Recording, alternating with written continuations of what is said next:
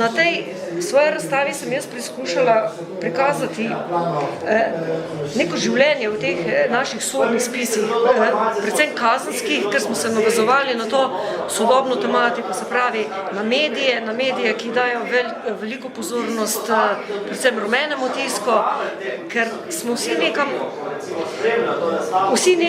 vsi radi beremo črno kroniko, rumeni tisk, ne vem, zdi se nam, da je zanimivo malo pogledati čez plot, zato da ne pogledamo, kaj se pri nas dogaja. Vedno je bolj zanimivo, kaj se pri drugih narobe dogaja, ne toliko pri nas.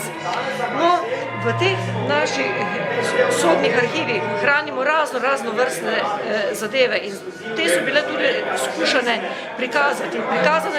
Prikazati smo skušali vso pestrost, se pravi, da imamo pedofilijo, zoofilijo, homoseksualnost, umore, tatvine, nelojalno konkurenco, v glavnem vso to bogatstvo in pestrost, ki je notri.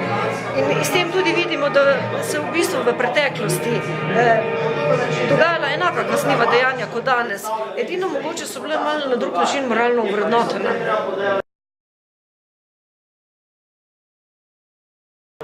In sicer omenili ste, da se v bistvu pri arhiviranju pojavljajo neke težave, kar je iz današnjega recimo vidika ravno določeni deli v arhivu manjkajo. Kaj je v bistvu tisto, kar manjka? Ja, zdaj o tem bi lahko dolgo debatirala, zaradi tega, ker je to stvar stroke, bom na kratko povedala. Jaz sem arhivist stare šole. Meni je najbolj všeč, kadar na starejšem gradivu ni nihče še nič delal, ker takrat vem, da bom našla v gradivu prave zaklade. Kadar so se pa na sodiščih pojavila ta sodne počitnice in v času sodnih počitnic njihovo škartiranje, so dejansko sodnega spisa ohranjene samo sodbe. In to je v bistvu tako monotono gradivo, tako mrtvo gradivo, da tudi sami sodniki za obnovo procesa trpijo pomanjkanje. Nismo imeli toliko zakonskih omejitev,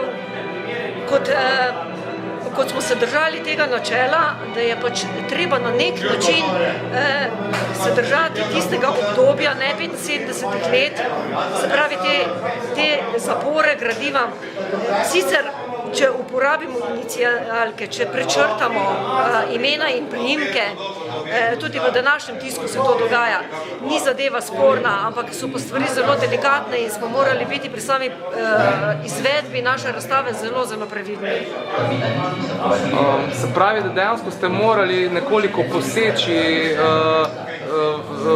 v gradivo, da ste pač zadostili današnjim standardom. Ja, nažalost smo morali to narediti, čeprav nekateri dokumenti s tem po naših ocenah izgubijo vrednost. Samo časi so taki, zakon je popolnoma jasen in bolje, da se takih stvari preprečimo, kot da postane pa sama del sodnega spisa.